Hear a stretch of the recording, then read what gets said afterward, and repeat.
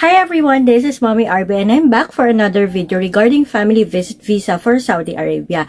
But before we start, kung hindi ka pa nakasubscribe sa akin channel, you may hit the subscribe button and i-like and i-follow nyo ko sa aking mga social media accounts. And bago tayo magsimula, if you are looking for hotels or any activities anywhere around the globe at gusto mong makamura, you can use Klook app and use my promo code MommyRBKlook para magkaroon ka ng 5% off sa lahat ng iyong mga booking. At syempre, kung papunta ka sa Saudi Arabia, alam nyo ba, according to my research, mas mura sa trip.com kung dun ka magbubook ng flights?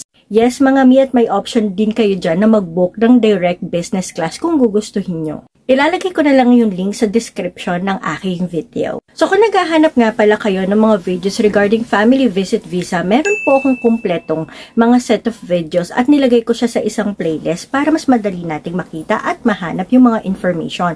Marami na rin po akong natulungan regarding that information at ngayon, nandun na rin sila sa Saudi Arabia. So, if you are here and looking for the same information, you are in the right channel. Basta masipag lang tayong manood at intindihin yung mga sinasabi ko.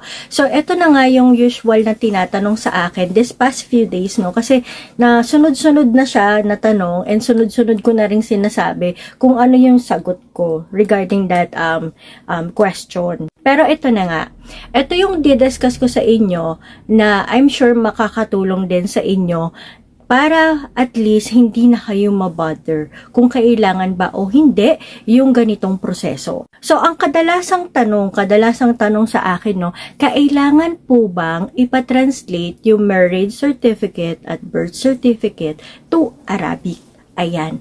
Lagi yan tinatanong sa akin at syempre lagi ko rin naman sinasagot ng hindi na po kailangan.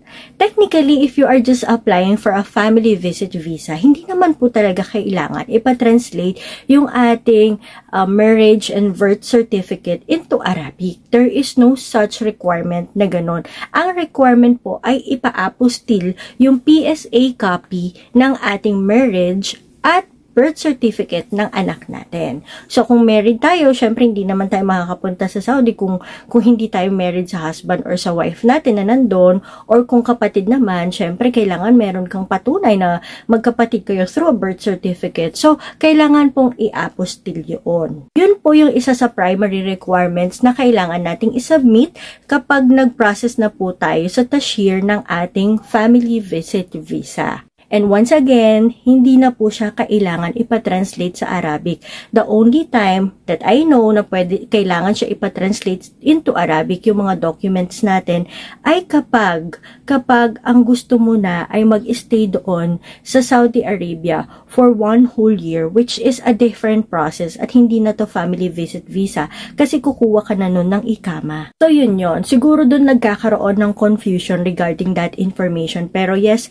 ito na po yung tamang sagot, hindi na po kailangan kasi hindi naman din namin ginawa yon. At para lang po alam nyo, no, na updated pa tong information na sinasabi ko, kumuha kami ng anak ko ng visa, I think last week ng November, tapos umalis kami ng December, and up until now, meron akong valid visa for Saudi Arabia, and mag-e-expire siya December pa. At kung paano naman po ipapa-apostil yung ating birth certificate or marriage certificate, meron po tayong online application for that or online appointment for that. At nakalagay po yan dito sa aking YouTube video. I-click nyo na lang yan or hanapin nyo na lang doon sa playlist kasi sunod-sunod naman yan. At sa mga susunod ko naman pong video, magkakaroon tayo ng part 2 ng mga frequently asked questions sa akin at sasagutin ko po yun. This is all about family visit visa pa rin. Kasi I cannot give information sa isang bagay na hindi ko pa na-try, katulad na lang nung yung iba kasi may mga tanong kung paano nga yung kumuha ng ikama, ganito ganyan, paano kapag may employment, yung mga ganung bagay which is I don't have knowledge of kasi nga, syempre, ang na-try lang naman natin is yung family visit visa. So once again, if you are interested in this kind of topic or kailangan nyo ng information, just click the playlist dito sa aking YouTube channel para mas maunawaan nyo yung pagkakasunod-sunod, no, ng mga kailangan natin gawin. At kung manggagaling pa kayo sa mga probinsya at kailangan nyo nga mag-book ng flights, use trip.com. You can use my link na ilalagay ko dito sa description ng video.